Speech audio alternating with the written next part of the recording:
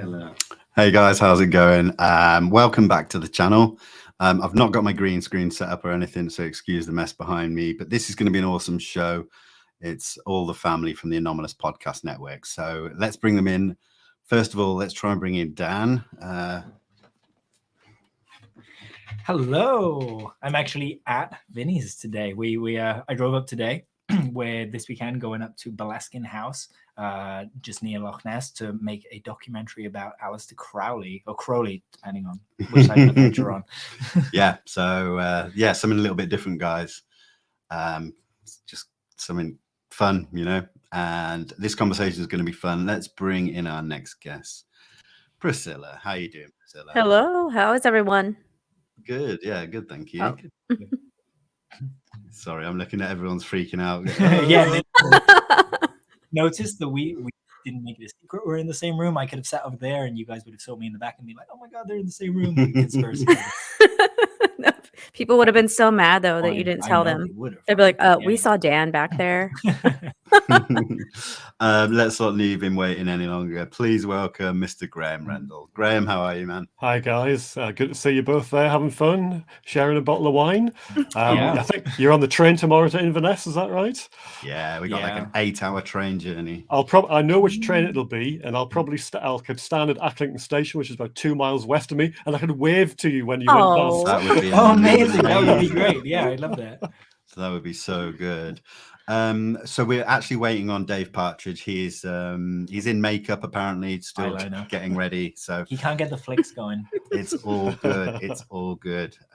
So let's just kickstart this conversation. Actually, I'm just going to preface everything by saying this is a podcast, and I am talking to other podcasters, but I'm also talking to researchers. We're all a family, and this conversation might not be for everyone. This isn't somewhere tonight where we're going to get new information about UFOs or anything, but it is a conversation that I think is valuable because we all do podcasts, we all speak to different people, and I think it's important that we then converse between ourselves, and you never know what conversations come from those kind of chats. So it's just something a little bit different and a bit of fun as well, So, yeah, before everyone goes mad in the comments. Can we just give Sean Rash a shout out there? He said, what a good looking group.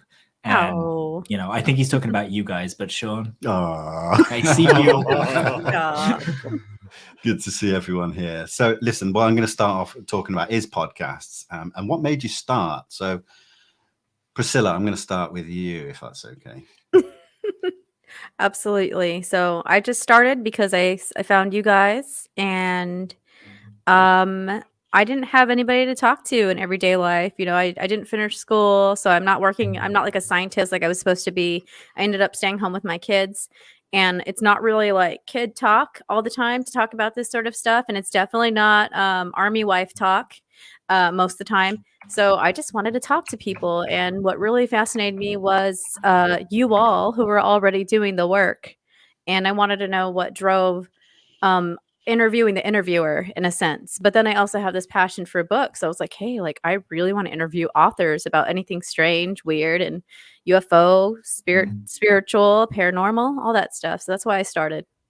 That's awesome. And before we move on to you, Graham, I'm going to bring in Dave. I think he's fresh from wardrobe and makeup. Dave, how you doing, man? Beautiful. I'm all right. How are you? Woo. Good, thank you, mate. Good to see you. Yeah, you too. Oh, yeah. Nice to see everyone. Hi, Priscilla. Nice to meet you. Hello.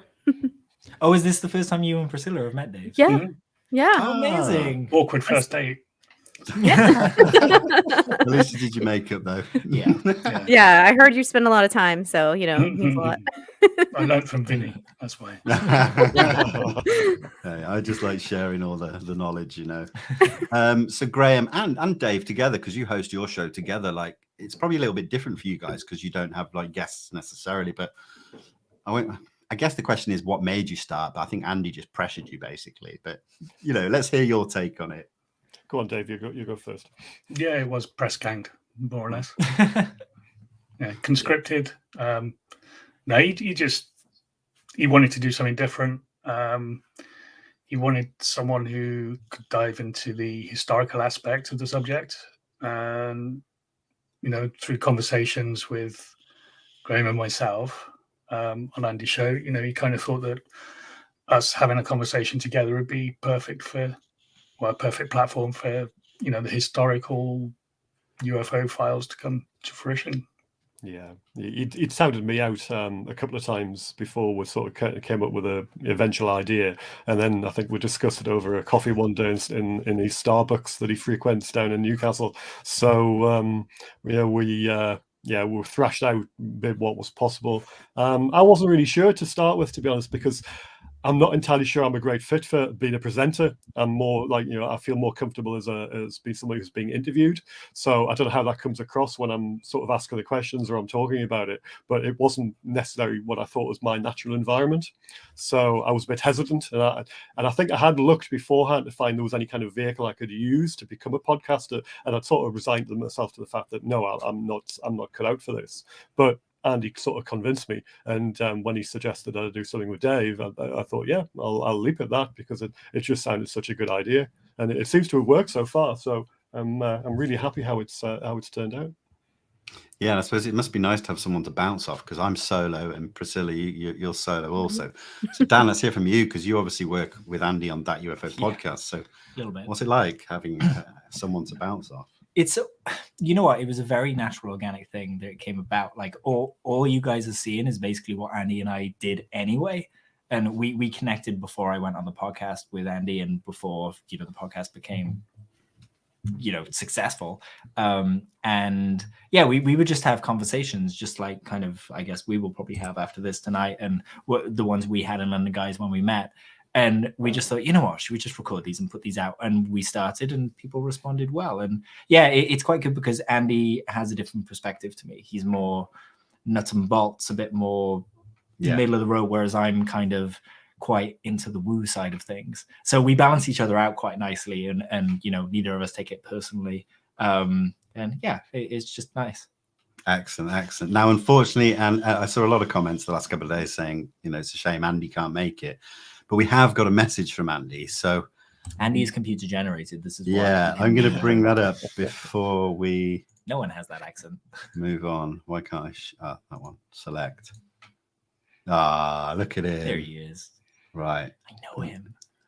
I hope the volume's okay, guys. So let's just play this. See what he's got to say. Hi all, Vinny, Dan, Graham, Dave, and Priscilla. Sorry I can't be there live. This sounds like one of those bad award acceptance speeches now, doesn't it? Can't be there live via satellite. Just a massive thank you from me to all of you for being a part of Anomalous Podcast Network. The idea was to get a range of shows to people via audio platform. I love audio. I love podcasts in general that people might not otherwise know or find because they watch them via other methods. The response has been amazing. There's been such a variety of podcasts and YouTube content for people to consume on the topic of UFOs. I was hoping to bring like-minded podcasts together, people like yourselves with the right attitudes and approach to the subject that I like to think I have and take as well. And I really enjoy listening and watching your own content too. From Vinny and Priscilla, who were established podcasters, allowing me to put their shows and content out, to Graham and Dave starting their own, which I wanted them to do for a long time, but had never really said. And their show really is truly unique. And that's a really hard thing to do in this day and age. And it just gets better with each passing episode. People should be checking that out. And it really adds to people's knowledge of the subject as well. We can get lost in the here and now, but there's a rich history that Dave and Graham both cover fantastically. And of course, Dan as well, not only for his graphics work, which he does. I think a lot of people probably assume that anyway, for the logos and the various podcasts, they have distinct looks about them too. But again, hopefully he's going to be starting his own one soon that he's mentioned and talked about before, with his own style and approach, colouring outside the lines. So enjoy your conversation. Thanks to everyone who listens and follows, whether it's Anomalous Podcast Network, That UFO podcast, or any of the shows that the wonderful people that are on just now that do and contribute. All the folks on now deserve your support, their attention. They contribute a lot to a topic right now, which desperately needs people like them. So thank you very much, and enjoy the rest of your chat, folks. Yeah. Bless him. Sorry. I just want to say that J. Christopher King just said this would be a great opportunity for a deep fake if anyone in ufology could convincingly imitate Andy. One, Andy doesn't use impressions. If you haven't heard them, I'll get him to do some more on the next show. And two, Jay, how do you know what that wasn't a deep fake? I like it. Now, I asked Andy to do that. I wasn't sure whether it was going to be like humorous or to the point. And so thank you, Andy, anyway, for doing that. Really appreciate it, and for his hard work. He works so hard. But he raised a good point in there, and that's when he was mentioning Dave and Graham's show, talking about this rich history that I think sometimes does get a bit lost, or people really do spend too much time focusing on this here and now. So again, Dave or Graham, if you want to just touch upon the importance of the relevance of these old cases still being looked at and not forgotten. Well, the reason they're still around is because they've never been explained. And, for people who think that ufology started in 2004 with a Nimitz event, this gives us a chance to, kind of fill in the 60 years of blanks that happened before that. Yeah, it's true. There is such a rich history, and as Dave says, a lot of it hasn't been explained. Some of it has, but it hasn't necessarily been explained to the degree that people might like. So, everybody knows the story about how Blue Book sort of just threw random explanations at certain things that didn't always make sense. It's Venus, it's a swamp gas kind of thing. So we're trying to go beyond those kind of just, mundane explanations that were just thrown to basically give the press or the public something just to go, yeah, okay, that's fine. What's next? And actually dial back and find out what the real story is behind these subjects and these cases, and bring it out so people can see them. Because otherwise they're just going to get lost in the midst of time, and people don't necessarily always have the time or the inclination, or sometimes just aren't aware that these things exist from back then. And if they're not reading books, or they're not looking at certain podcasts or certain magazines, etc., then these things escape them. And hopefully this is a good vehicle to bring this kind of thing to their attention. Yeah, absolutely. I mean, it's one thing I really like, Graham, that you do is you regularly put posts up on Twitter with some documents or cases. I think you did one today from 1950, was it? I've had some from 1948, 1950. Yeah. And it's great because I always take stop for a minute and read them, and you can link some of those old cases with the more modern stuff. I think that's quite valuable as well, to show that this is not a new thing. It has been happening for a long time. So these drone explanations just can't be that simple. No, they can't be. That's true. I mean, I'm not the only person that does that. Obviously, Sean Witness Citizen, he has. He has quite a good thing about putting things forward as well. He looks at really obscure documents. So I'm not the first, and I'm certainly wouldn't be the last person to do this. But it's quite interesting sometimes just stumbling across something and thinking, actually, that should be put out there for people to read. And it's not just something I should keep a hold of until I put it into the next book I'm writing or something like that. I'd rather have it out there for people to have a look at and examine, even if it's something that actually doesn't really amount to anything. Because sometimes they are meteors, they are fireballs, kind of thing, and they're not UFOs. But it's just interesting to see what the kind of reporting was back then, and the levels that people went to in terms of writing things down, and how it was put across to the people who needed to know that information. And then you contrast that with what's happening today, and you can see parallels, but sometimes you can see differences as well. And it just all adds up to a bigger picture. Yeah, absolutely. I will give a shout out to Mr. Sean Rash. Awesome researcher, very valuable. That's actually another duo, isn't it? Because he does it with Jay, and they bounce off each other really well. Yeah, Shout out they to Jay do. as well. They're great. So Priscilla, what are your thoughts? Or no, go on, No, Dave, no, I'll move to no. Priscilla next. I was just going to talk about the old cases. No, go on, Priscilla. Yeah, I think that what you guys do is great, because I'm a little bit of a history nerd. I don't talk about it a lot, but when I see something that when either of you post something, it's something that I automatically stop and I really take the time to read. That's not saying that I'm just scrolling through, but we all scroll through and we're like, oh, someone's complaining. Oh, that's not real. Oh, that's gimmicky. And then I see Graham or Dave posting and I'm like, pump the brakes. This is something I really want to read. And I will read it, and I love learning about the history, because without people are always like, oh, well, why does the old cases, we've all heard it. Like, no, you haven't. Reread it again with a set of fresh eyes now, even if you have heard of it. So you kind of have us do that. Yeah, it's great to, go back and see the same investigative techniques were being used, still being used today. And these investigators and researchers were coming up against the same obstacles that we do as well. They were being blocked by the US Air Force, or they couldn't get the information they wanted from the government. And they didn't have the internet to help them. If they wanted to find out something from another researcher, they had to write a letter or go and visit them, wait a couple of weeks for a response. So, it's kind of, we appreciate the historical aspect more because of the work and the boots on the ground that they actually had to do. I think people forget that there weren't that many researchers back then anyway. Certainly in the 50s and 60s, it was a kind of like in the infancy of people actually getting to grips with the situation. I know in the Foo Fighters book, I railed against the fact that a lot of aircrew weren't interviewed straight after the war about their experiences, but actually really I should have sort of modified that with a kind of saying, well, look, it is because there weren't that many people available to do that kind of work. And also, if you are sort of spending most of your time, as people like Len Stringfield were, writing a newsletter, it leaves, or Coral Lorenzen doing APRO, it leaves very little time to actually do anything worthwhile beyond that, because people had families, jobs, all the rest of it. So, where would the time come from? And also, more importantly, where would the money come from to keep traveling around the country, ringing people up, sending letters, all the rest of it? It costs money and time, and people just didn't have that, unfortunately. Yeah, definitely. You mentioned families there, and I mean, this is something that everybody has, and we all have them. And this is why, like, what we do, it has impact on our families because we spend our time researching, hosting podcasts, and doing all these things for the subject. And the cost is that we spend less time with our families. I think that's just something that I think gets lost somewhere, or people don't realize that, and they easily complain about something, but they don't appreciate things in the right way sometimes.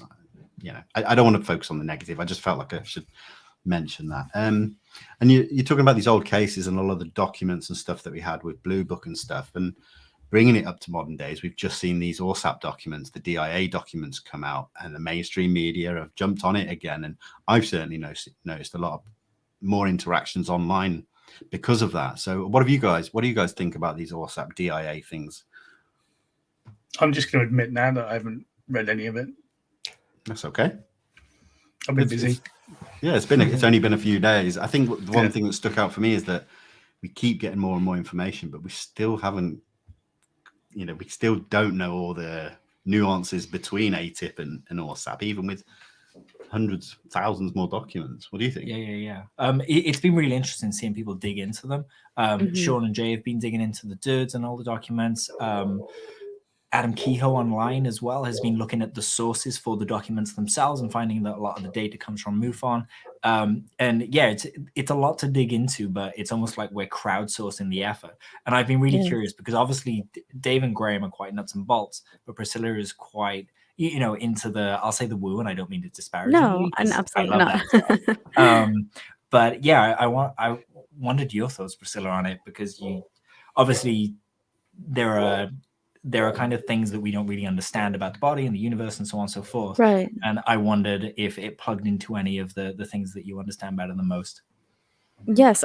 First, with those whole document thing that everybody's in an uproar about, it's great to get new information. But when I started looking into it, because I have taken like college courses on researching, I was in a virology lab before I was a mom. So I did research things. And even if I see something that might corroborate something I've heard from an experiencer or myself, or, kind of the woo aspects that are kind of popping up in some of these documents, we still don't have all the pieces. And then when I saw some of it's coming from MUFON, and it's really not clear in the original article where these, people are sourcing things from all over the place. So I do like seeing it there, that people are reporting this sort of stuff and that it's coming out, but I'm still not ready to I don't understand it yet. And it's not, and I don't think anybody has, until we see everything not blacked out on a document. It's going to be hard for us to understand, but I don't think that we should stop talking about it because we don't have proof.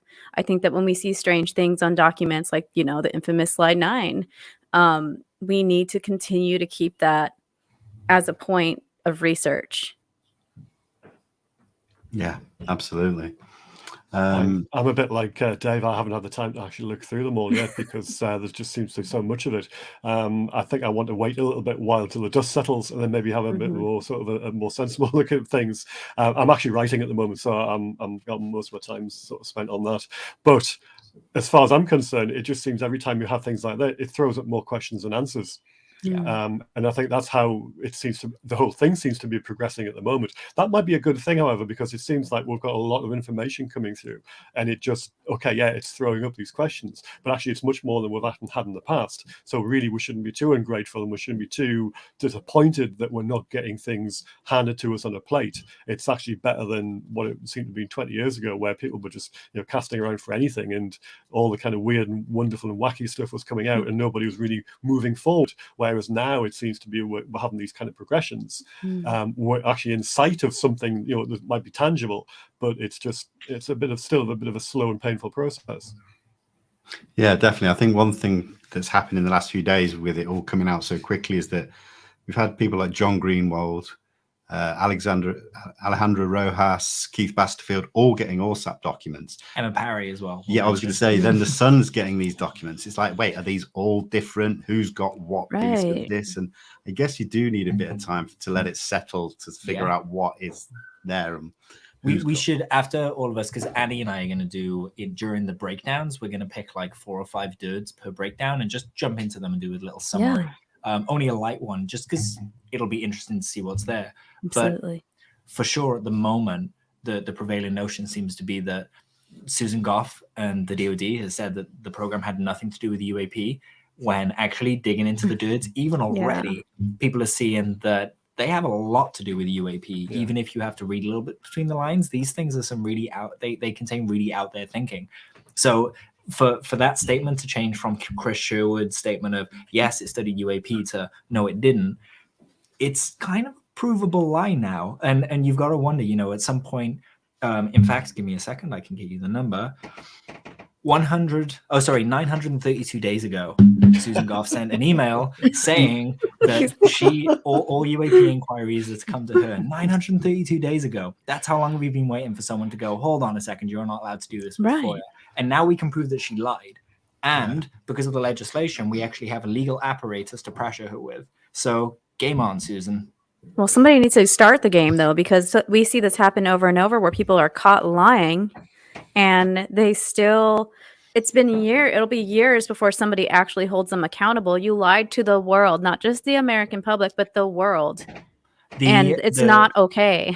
Yeah. My hope there is, because we've still got the DoD IG report to come, and there are currently 2 complaints, it seems, in with them. One is to do with the DoD's handling of the issue, and the other one is to do with the DoD's handling of Lou Elizondo specifically in his emails. All of those things should be able to be held to account, but we need to await the report. I hope it's something that scratches that itch for you, Priscilla, and we finally get some people held to account, because it's whether it's something that's understandable, like, okay, this is some weird technology. I don't care where the technology came from at this point. I don't care if it's from another dimension. I don't care if it's from some planet we never heard of. You lied. You're hiding it.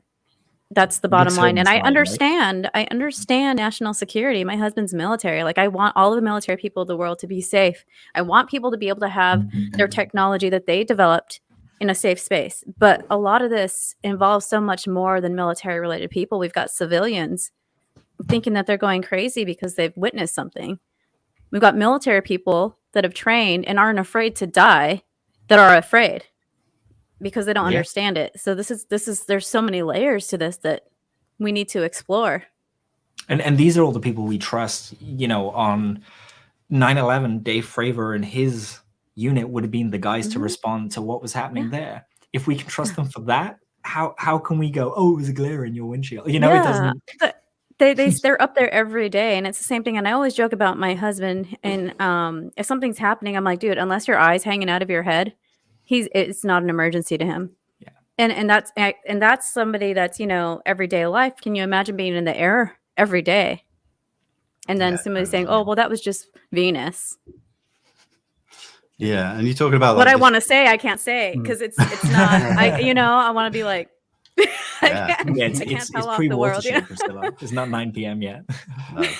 But this talking about like the Susan Goff and the stuff and the lies and the deceiving and that. I mean, again, that goes back to what we've seen historically. We know from the true purposes of Blue Book and them pretty much trying to debunk things and say there's nothing to see here, the Robertson panel, all that kind of stuff. Graham and Dave, have you come across that kind of thing when looking at these older cases, that it's not quite straightforward? Well, Thomas Mantell one springs to mind, doesn't it, Graham? Yeah, I mean, one of many, but yes, Oh, yeah. my Go and God. talk about Mantell if you like. Assume The fact that was covered up. Nice chair. Yeah, wait there. I should change chairs, right? Yeah, take his chair. Yeah, there you go. I'm Vinny now. But the fact that they tried to cover up Mantell's, death as, he was just chasing Venus, back in 1948. I mean, he was an experienced pilot, and even his last radio transmissions, he is not describing Venus. No, he's not. And also this confusion which about how high he was, whether he was at a height that they keep saying he is at like 25,000 feet and above. He may have only been at 20,000 feet. There's some discrepancies in terms of what the pilot testimony is about the surviving witnesses.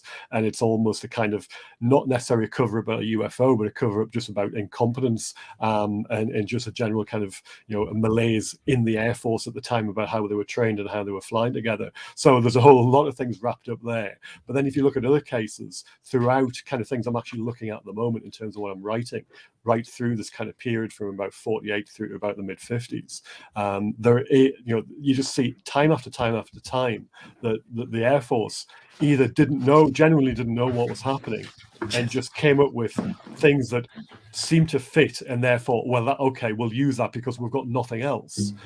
And then let's move on to the next one because we're getting case after case. Or after, as mentioned, the Robertson panel, then there was a definite kind of, look, we have to try and debunk these cases. We want an education program to say that they're just mundane items, and this is how we teach people to recognize that fact. And therefore, everything else just is then written off as a meteor, as a star, as a planet, whatever, another aircraft. Definitely not a UFO. And that was how the direction of travel went. And you can see in the reports, even started almost straight away after January 53, when the Robinson panel convened, that directive, that kind of recommendation rather, was adopted very quickly. And then I've been having a look recently over the last couple of months at some of the cases from 53 and 54.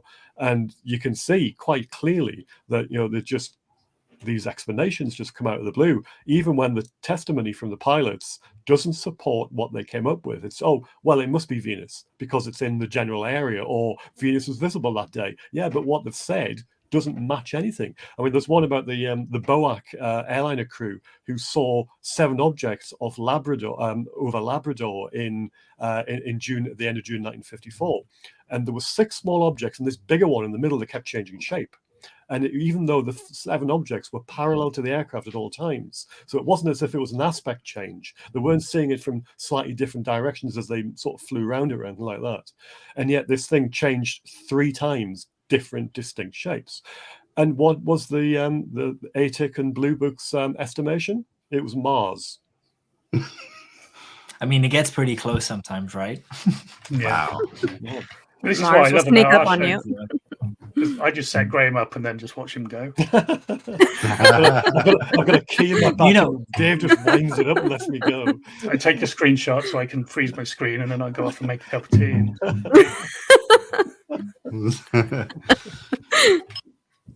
Awesome, right? I'm sorry, I've lost my track. I've got notes next to Can me. you pass me one of those glasses of wine, please? I'm feeling a bit. Yeah, sure, no here. problem. Yeah. Thank you. Yes. It doesn't work that way, does it? One day. I'm just going to take a moment to say thank you to everyone here in the chat. If anyone in the chat has any questions for anybody on the panel about anything, as long as it's clean, just pop it in capital letters, because this is we're talking about important stuff, but it is a chilled conversation. We're not going to stay serious the whole time. So I'm actually going to change the subject and go a little less serious and say individually. The issue isn't out yet. Individually, let's talk about your ideal guest. If you were to have someone on your podcast, and this is dead or alive, from anywhere in ufology, who would it be and why? So we'll start with you, Priscilla. Oh my goodness, I've had two. So Diana was there. Jeffrey Kripal was just on my wish list, and he's there. But obviously, people want to talk to, Jacques Vallée, of course. I feel like after having those two on, I don't know who I'm gonna have on next, because those were on my wish list. Like, I don't know how to put it any other way. Like, I didn't think either of them were going to write back. I didn't think anybody's going to respond. Same thing with Paula Harris. And, I feel like I don't know who I'd want on. I would obviously one day love to talk to Lou, but I think I'm too jittery still for the Lou stuff. First, I'm I'd afraid to love ask. hear some of this. You get know? into a lot of the Well, he's very biology. interesting areas. Yeah. Well, he's a biology guy, and so am I. I'm not a guy. Sometimes I am. I've been called bro before, but like, so, I'm a biology guy. So he is too, and I'd love to pick his brain about some theoretical stuff as far as like astrobiology type stuff. But yeah, I think that's probably like I think that'd be like the next tier of dream guests that I could get on. But I just got done talking to, the UFO handbook, Cheryl Costa. Like, I've had so many people on that I've wanted to have on. So I think, like, obviously Lou and friends come on over. Nice. It's just that band. Yeah. Dave, what about you? He plays drums. Dead or alive? So anybody? Me. Yeah. Right. Well, I was asked this on the Noctipicant podcast a while back, and I said Steven Spielberg. Ooh. I want to know what he knows and why he made what he made if he didn't know what he knows. Yeah, that's really interesting. Yeah, I was actually cool. listening to something about that last night, just saying, well, it was actually somebody stating for a fact that Spielberg was pushed in that direction through, this Hollywood in the know kind of thing. And of course, we don't know that, but it certainly does raise so many questions. I mean, when you got J. Allen Hynek as a consultant, when you're making a film about alien contacts and alien abduction, that kind of, raises a little flag somewhere. And then the alleged comments made by Reagan to Spielberg when he saw E.T. saying, oh yeah, if only people knew how close this was. I think the other guy as well would be James Cameron, Right. Another filmmaker, because, if you remember the start of The Abyss, and you've got the USO, which is traveling at 120 knots, which causes the submarine to, beach itself on a underwater cliff. It's there's no way that he wasn't told something else either. Had someone whispering in his ear some knowledge. Yeah, no, that's two very good choices. Oh, you're making me rethink mine. Yeah, I know. I'm like, I'm looking at the chat. I'm like, oh, I should have picked somebody dead because there's all these people. Yeah, anyone in the chat, throw yours in as well. Seance. We could have a seance, guys. Graham, what about you? Two dead people in that case. We talked about Thomas Mantell before, the F-51 pilot who was chasing after Venus. He would be, to speak to him to find out what he was actually chasing and the circumstances as they happened as he saw it. But the other person is Jesse Marcel, funny enough, of the Roswell incident. Because obviously he came out of the wilderness in 1978 to talk about his story. He approached, Stanton Freeman, didn't he, to talk about the case, and then it developed from there. But he didn't have very long left, did he? Because he was ill, and people, nowadays in terms of how they question and how they find things out, it's probably a bit different from what happened back then in terms of getting sort of information out of people, because things can be checked quite easily now, or much easier than they were back then. And I think he'll be fascinating to talk to, because you don't see that. You see interviews with him, but you don't necessarily see the kind of level that we get to now with talking to people at length and all the rest of it, and interviewing people when you can see them on podcasts, etc., and you can see their facial expressions and you can see their demeanor and all the rest of it. I think it'd be fascinating to talk to him or see him being interviewed nowadays. But obviously that those days are long gone, unfortunately.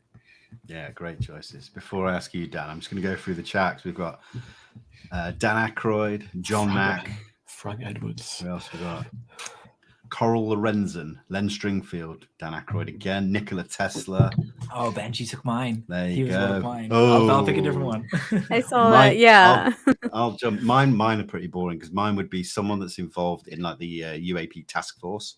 This gap between when Lou left ATIP to now. Who's been working behind the scenes, and we don't really know the names and the ins and outs and the intricacies of the work.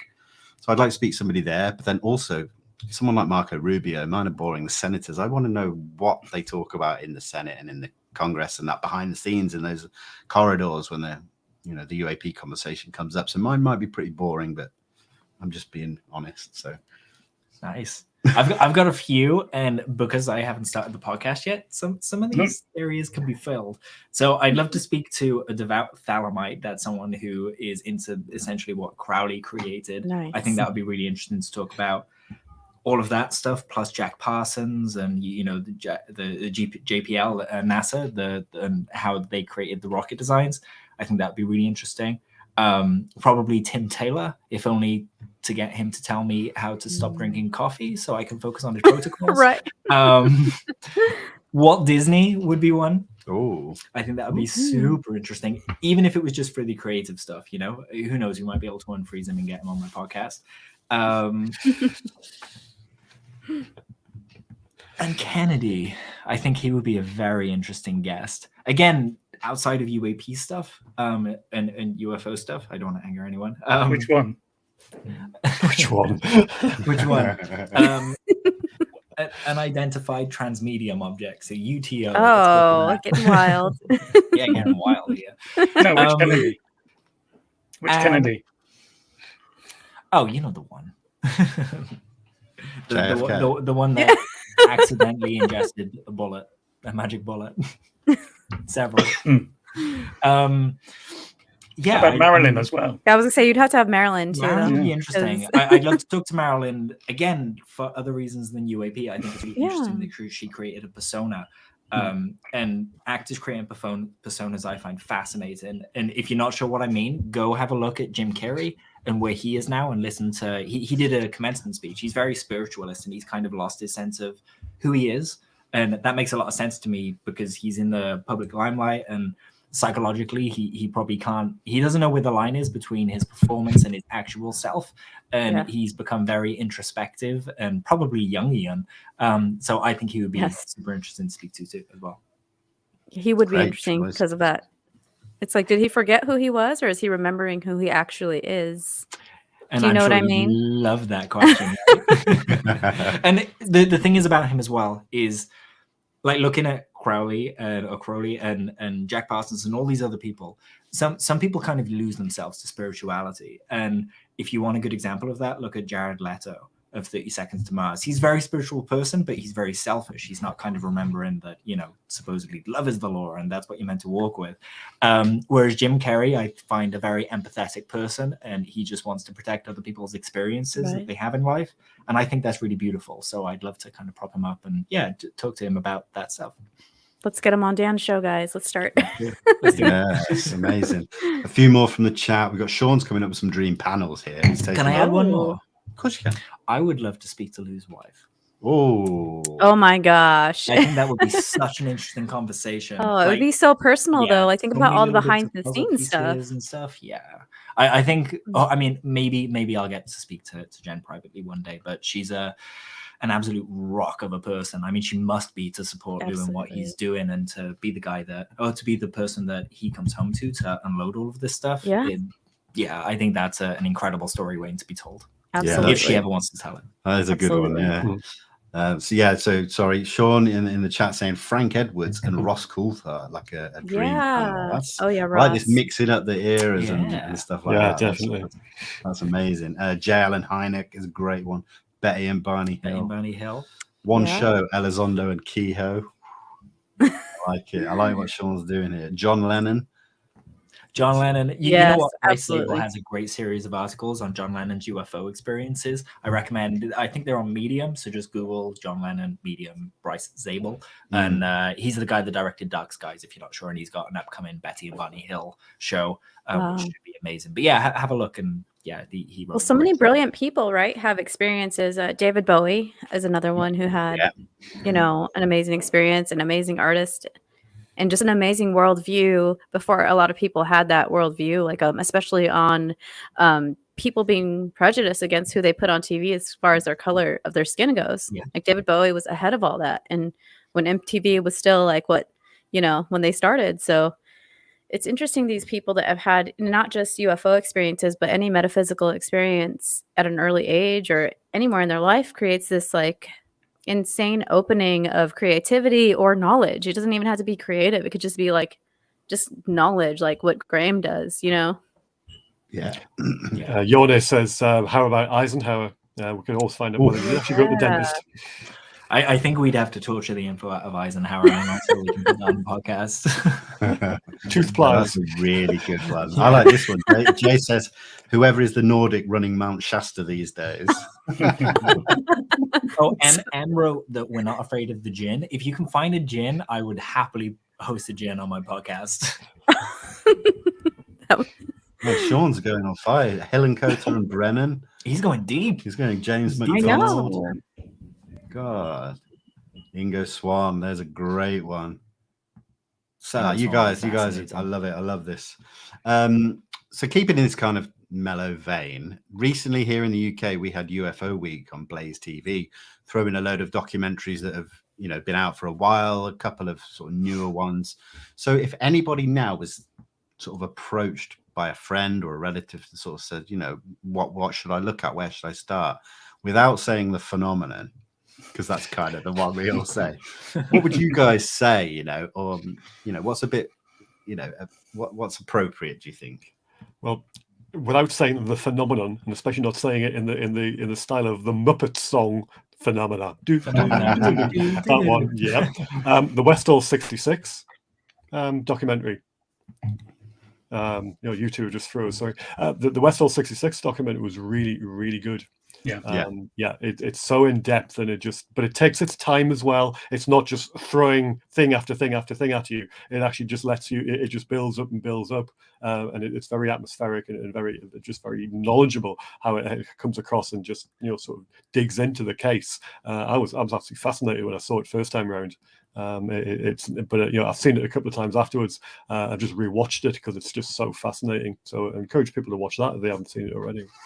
Absolutely. I really enjoyed that one, definitely. Anybody else? Any recommendations? I think phenomena. As far as kind of getting away from that sort of, if people were more concerned about or interested in the more less nuts and bolts types of stuff, the Extraordinary series, there's all sorts of, sorry, it sounds like there's an elephant up there, but it's just my kids. The Extraordinary series covers a bunch of different things, from actual cases to the way out there fringe area of hybridization. So that one, or the Ross Coulthart ones. Yeah. Oh, absolutely. I think if anyone wants to start at a really low level, basic level, the first series of On the Trail of Flying Saucers from Small Town Monsters. Seth Breedlove and Shannon LeGros just go into all the hotspots of, classic ufology, like Area 51 and Roswell, and just trying to work out what makes people believe in UFOs, whether they've seen something or whether they've heard from someone else. It's kind of, that's almost like an introductory series that I found. And then you go on to Phenomenon. Yeah, good point.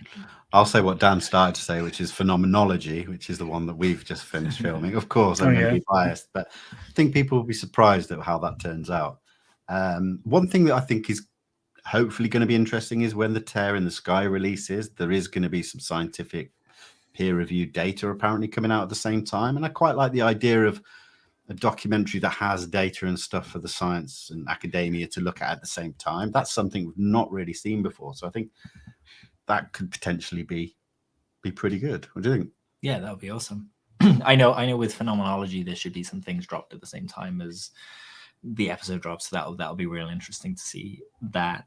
For me, I'm going to choose Witness of Another World. I really love that film. It's not just about the sighting or whether it happened, but it's the effect that it has on the person and their life and how it changes their life. And I think that's such an important thing that we forget. Yes, there are these things in the sky, but they seem to be doing something to us. And for me, it's been nice this week seeing the focus come back to what the effect these things have on people. Jack Valet thinks it's inspiring us along a path of innovation or something, or like a control system. Other people think that they're doing experiments. It's, full of speculation, but the effect they have on us, if they're here for something with us, they're here for us. So we should be studying that. I think it's really interesting.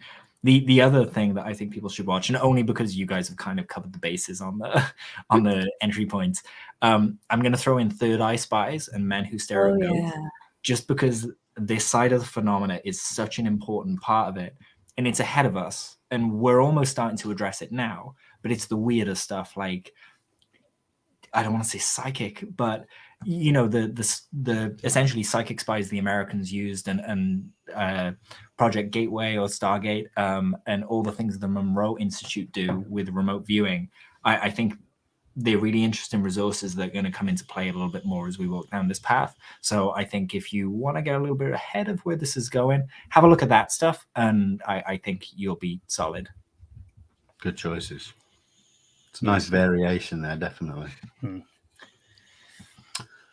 So I guess the next point I wanted to talk about is kind of, it's a little bit difficult really to question, is kind of going forward, what we want to see for the, maybe not so much like the next 5 or 10 years, but just for the rest of this year, you know, because sometimes we feel like we're in a bit of a down period, and I think that's when it brings out the worst of people because they've got nothing to focus on. But in an ideal world, where does people think, where would they like to see the subject going, and what are you kind of going to be doing to keep yourselves busy in that time as well?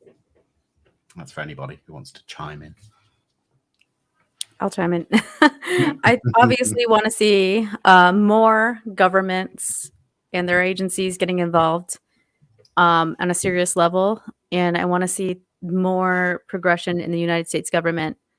And on a human level, I want more people to become experiencers in a way that they can expand without having, you know, their life turned upside down, because some people's experience is really like ontological crisis happens and all that stuff, and now we have biological effects, you know, talked about more.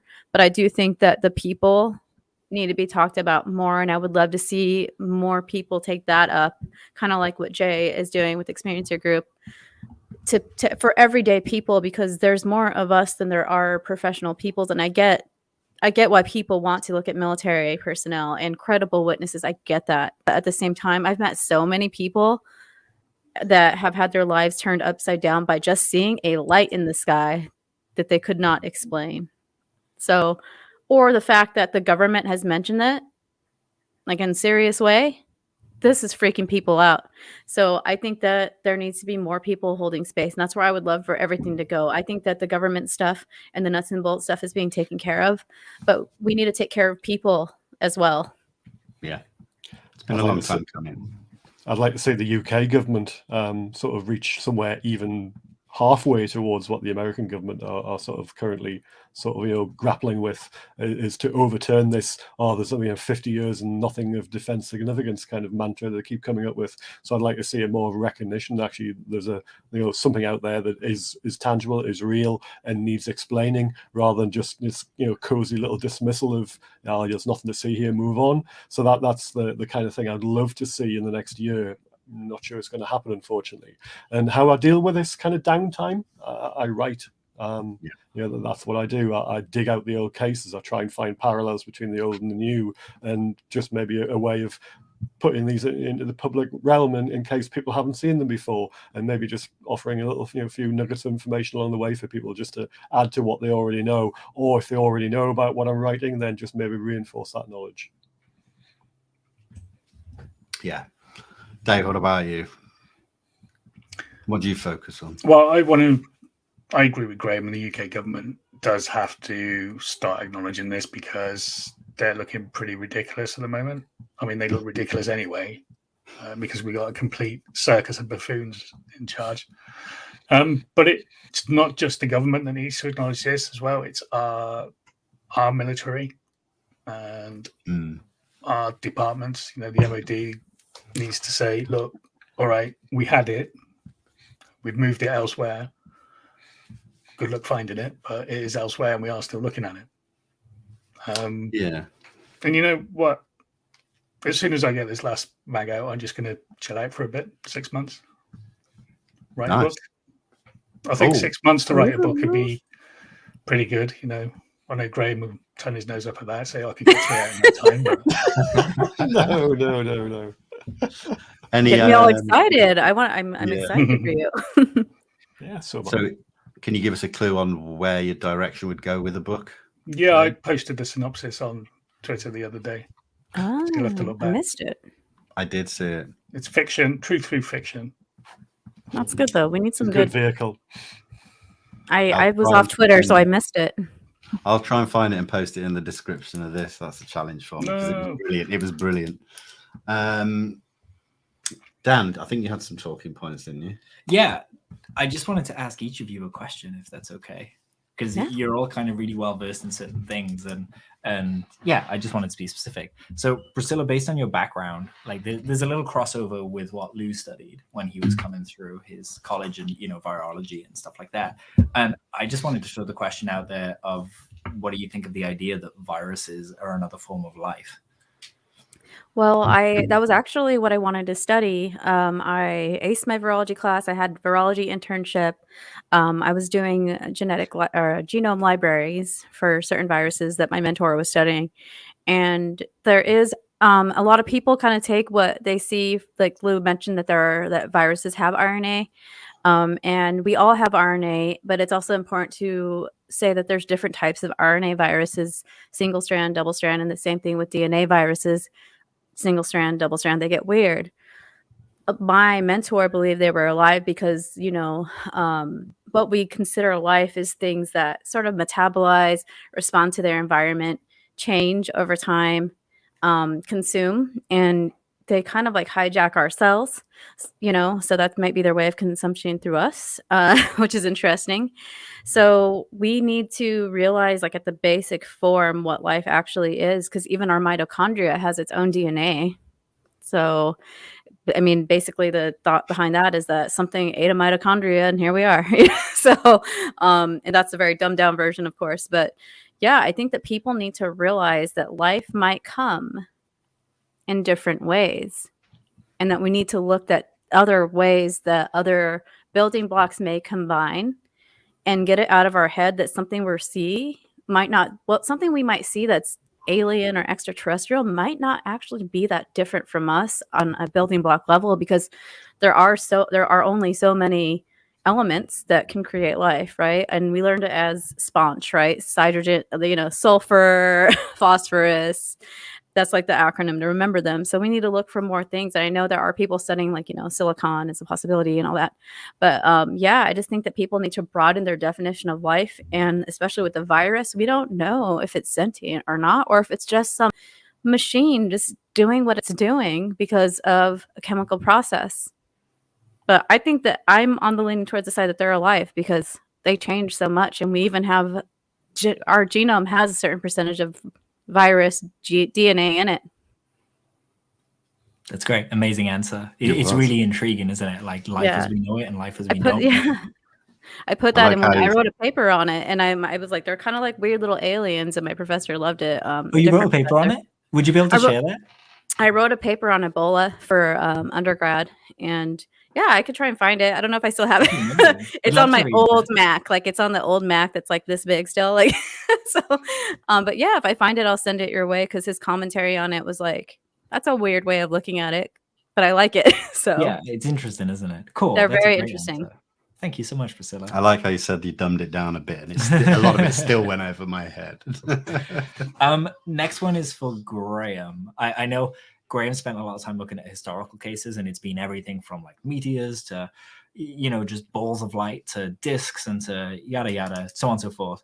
And I know privately we've spoken about this, but I just wanted Graham to talk about his ideas that, or his opinion of whether what's known and described as ball lightning could be responsible for a lot of these sightings you're looking at with Foo Fighters and stuff like that. Would you mind talking about that, Graham? Yeah, I mean, the ball lightning, I even posted something about this a couple of hours ago on Twitter. It's been put forward as an explanation, not just for the Foo Fighters, but everything you can think of since then. But the jury's still out as to what ball lightning is, and it's not. The scientists say that it's not reproducible. The data, it's something that's still quite ephemeral. They can't work out exactly whether it exists, and if it exists, how it works. and you certainly can't reproduce it anyway, and they can't come up with the same kind of variables all the time. So it's a bit like kind of trying to sort of catch fog in your hands. It's just very, very flimsy. And as to whether it exists, well, some people think it is, and then some people think it doesn't, and some people like me sit in the middle because we don't know one way or another. And I'm afraid I'm not qualified to be able to give a determination as to whether it does or not. I don't simply know enough about it and about what its properties are supposed to be and how it's supposed to form and move, bearing in mind how it does. I hear people talking about it. I had somebody message me today privately saying they had a video or a short section of video of it in a house, either their house or somebody else's house. I can't remember now. So, trouble is, you can assign anybody who sees what people call orbs of light or things moving around. People photograph these things and put them on Twitter and talk about them. You could assign the label ball lightning to that. You could assign Foo Fighters as ball lightning and anything in between, but I don't know is the answer. I'm sorry. I'll sit quite firmly on that fence and get splinters up the backside because I simply don't know. I'm sorry.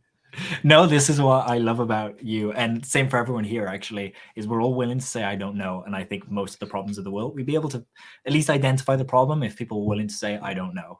But there are more qualified people out there who could give you an answer to that. I'm not one of them, unfortunately. Yeah, Dan. Cool. No, that was a great answer. Thank you so much. Yeah, you're right though. But I think even qualified people still don't understand what ball lightning is exactly. Completely agree. We see this cropping up in so many different countries. Hess Island phenomena, the Columbia thing that we looked into. There's relations everywhere. Longdendale, down the road from here, where we are now, and this has been going on for hundreds of years. Reported, so it's been looked at for a long time, and still no answers. So that's really important and strange. Yeah. So next question, Dave, is for you. So we've spoken about many subjects, and some might be touched on in your book, some might not, and a lot of them are close to home for me because we speak about cases in Wales and areas in Wales and stuff like that. So I was wondering if you could just let people know about Ripper Farm. Ripperston Farm. Ripperston Farm. There you go. See, correct me. This is why I love Dave. Ripper Farm was in Whitechapel. Yeah, it's a different one. Yeah. Ripperston Farm. That was a family called the Coombs family, who were like tenant farmers. Basically, they managed the farm for somebody else who owned it. And one of the first experiences they had, this was a husband and wife, and 5 children, I think, varying ages. One of the first experiences they had, the mother was driving back through the country lanes up from Broadhaven, and there were 2 kids in the car, and they were followed by a football-sized glowing object as they were going through the lanes. The son, I think, was the one who first raised the alarm or noticed it and said, "Mum, there's something outside the car and it's following us. I don't know what it is." And you started freaking out. And the mother actually stopped the car, and this ball of light was just zipping all around the car, buzzing. It didn't actually go into it, but it went down the driveway because they weren't that far from their house as well either. So they were kind of freaking out, and then it disappeared, and she put her foot down, got the drive, and they all rushed inside the house. Now, the woman, Mrs. Coombs, Pauline Coombs, I think her name was, she was friends with Rosa Granville, who owned the Haven Fort Hotel, which is just on the road from Broadhaven and overlooks St. Bride's Bay, for anyone who's familiar with that part of Wales. And there's an outcrop in the middle of the sea called Stack's Rocks there, which could be seen from Ripperston Farm and the Haven Fort Hotel. One day, Rosa Granville was looking out a window and she saw something flying towards Stack's Rocks. She thought it was going to crash into it, didn't know what it was. She waited for the explosion, and this thing just disappeared as soon as it hit the rocks. Next thing, she's looking at it through her binoculars, and she sees 2 figures walking down what look like steps on the rocks and disappear. Now, she did phone Pauline Coombs at various occasions about things she'd seen over St. Bride's Bay. and this will be kind of explained in the future. I've just started reading the Diffid Enigma by Rendell as well, so that's kind of refreshing my memory a bit on the whole case. But at Ripperston Farm as well, it was kind of like the Welsh Skinwalker Ranch, because there's that amount of paranormal and ufological things happening in that area. There was one occasion where the TVs would blow up for no apparent reason. The fuses would go. There'd be static coming through the screen. The antenna would just, play up, and they replaced their TV set, Christ knows how many times. They had engineers out to come and look at it. They couldn't fathom out a problem. I mean, this back in the 70s, you had these massive, just wooden boxes with these big CRT screens. You have to get up and change the channel by twisting a knob on the front of the set. But yeah, these were unnerving times. The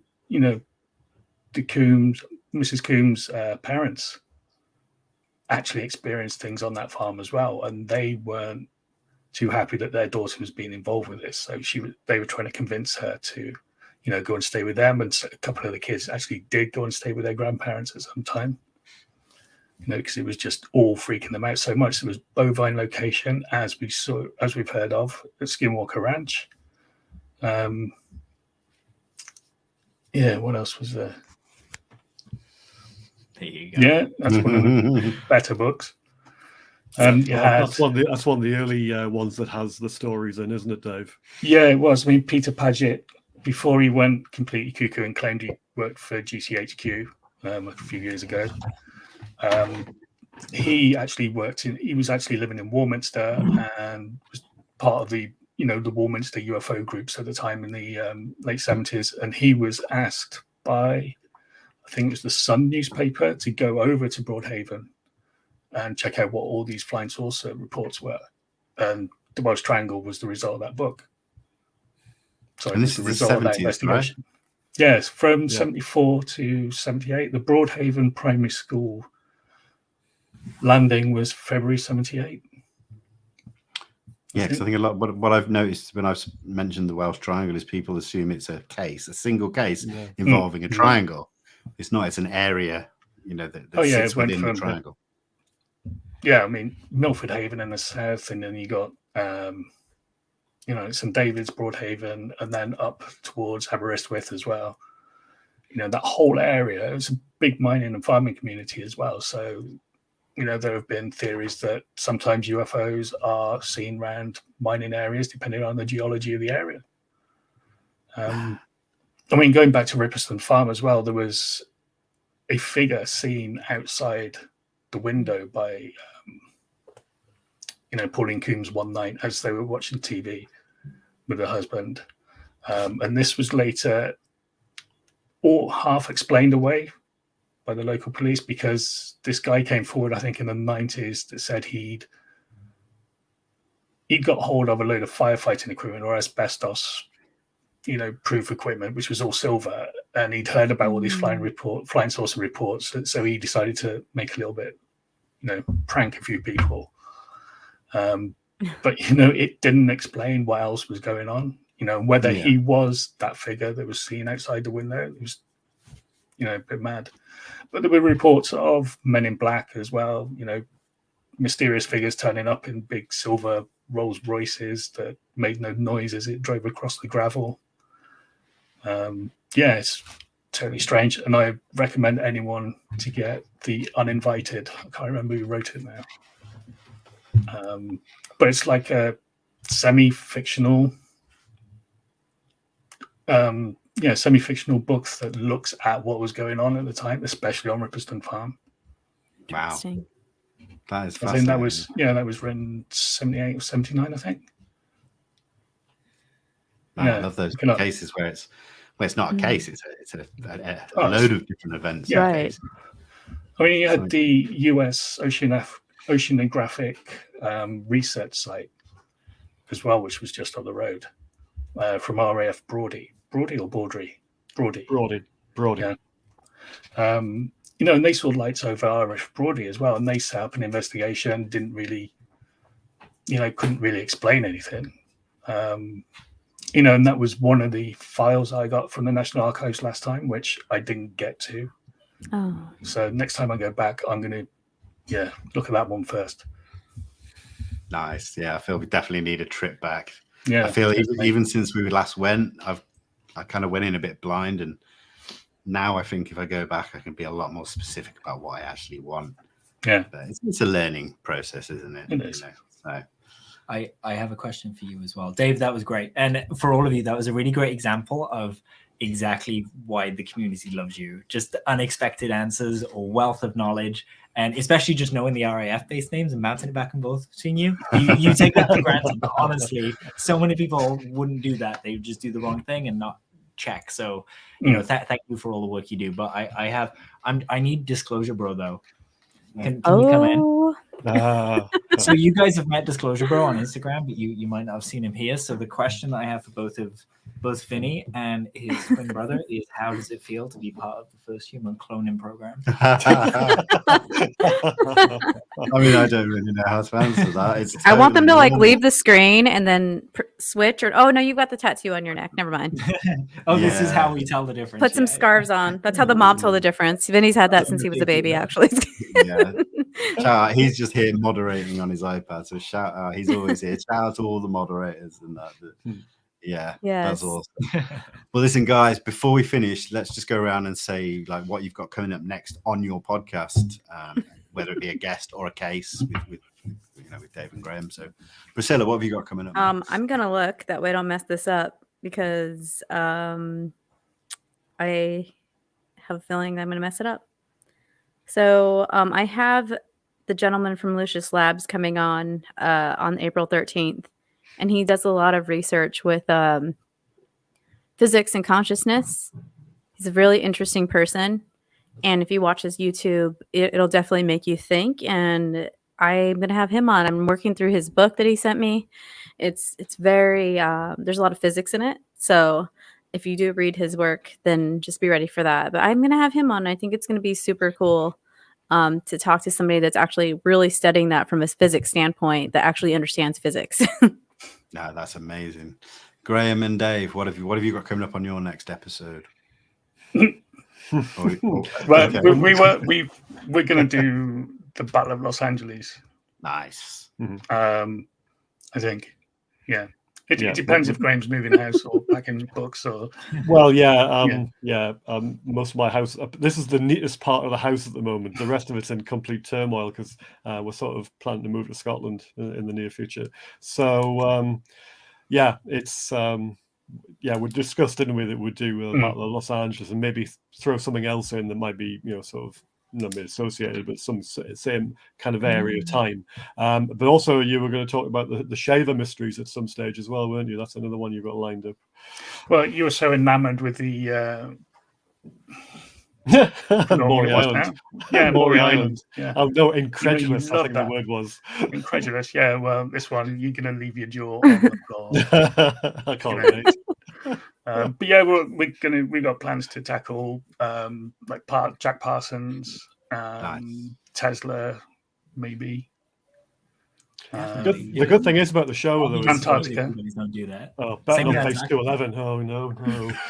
The good thing is though, is that we both have our bits that we know, and sometimes the other side we don't know about. So I learned a lot about Maury Island because I wasn't that clued up on it. I'd read bits about it, and I knew the connection with Kenneth Arnold, but Dave just kept coming out with detail after detail after detail, much like he's done with the Welsh side, where he's just talked about there. And it was just like it was just like wave after wave of information.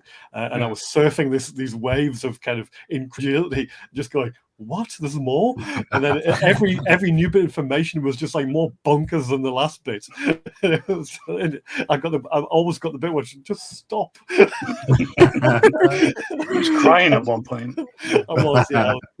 One of you guys needs to make a UFO research for dummies episode, because not that anybody's a dummy, but like the books guys, for beginner research or something like that, because even with normal research skills, or you taking a class on research, there's not necessarily like when I was doing research for biology, it was there was these journals that you could go to, there's not really that for this in that way. So I think that you guys should put something together, whether it be a cheat sheet or a little mini segment or a whole segment that tells people, like, if you want to research, these are like your steps. Because so many people will read something like that article that's flying around, not realizing it came from the sun, not realizing where the sun got that. You know, it's how to research in layers, because people will do one level of research on the internet and never look into anything else besides that. And we all know with the internet, if it like what you type in will give you what you want. No, everything's So- true. It'll on give you Monday. what Google wants. Everything you Yeah. read on Well, Monday. exactly. Yeah, but Google is you now because it knows what you want. So, Good so point. it'll But it'll there is- give you articles that support what you want to hear, what you've been researching, versus what you guys do is look in, like, you do the first layer, it seems like, and then you go deeper, deeper, deeper. That's what people Yeah. need to know how to do, and not a lot of people know how to do that. So that's my personal request from you guys that came out of nowhere. Thanks for entertaining it. Awesome. But now I saw there was some questions on Twitter about this horse happened, the dead thing, and if people had read Skinwalkers at the Pentagon or Ross Coulthard's In Plain Sight, there's stuff in there that will tell you exactly what that, give you the answer to that question that they asked. So, read books rather than Discord or Twitter. It's more entertaining for a The start. books are longer than 240 characters, Dave. I know. Is there pictures? And they smell funny. No, that's a really good point. That is really is. Dan, now we can talk about what you've got coming up next with Yeah. Andy, but I guess So I'll do a bit of and a your mix. podcast. Yeah. So with Andy, Andy spoke to Avi Loeb yesterday, and that was a fantastic conversation. I haven't edited it yet, but basically we had about 2 A4 sheets of questions, and Avi elaborated so much on the initial few that we only really got through about 1 page. Some interesting new stuff as well. Then hopefully we'll have an interview with Lou. So we really want to kind of aim to make this one our best one yet. So if anyone has questions, send them in. But we'll really be filtering these and kind of going deep on the research that people have done online to see what he hasn't answered, to try and kind of make the best use of that time. We'll also be doing an AMA, which is like an Ask Us Anything or a live call-in, so people can see that. Then I've got on the 1st of May, the first episode of Phenomenology comes out. Vinny's in that too.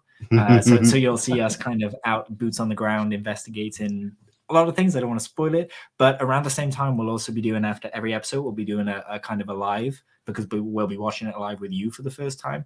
And also just before, we're going to do a kind of behind the scenes showing just a lot of stuff that you won't see in the documentary. It was just, as we were traveling, all that kind of stuff. And you also get a good idea of what the experience was like for us. And then aside from that, you may know that I work with Olof Rockner, the incredible artist. We worked together on Graham's book cover for the Foo Fighters cover and a bunch of other things, but we'll be launching a company soon where it's literally for esoteric art. So if you need anything, be it a book cover, be it a depiction of a personal sighting, be it absolutely anything, basically, if you find it hard to visualize, we're your guys. Nice. Just a little bit then you got coming up. Amazing. Well, for me personally, we're away for the next few days in Scotland, but then I'm back on the 13th here with Mr. Richard Doty. So that's a controversial one, but I'm looking forward to that. It'll be good.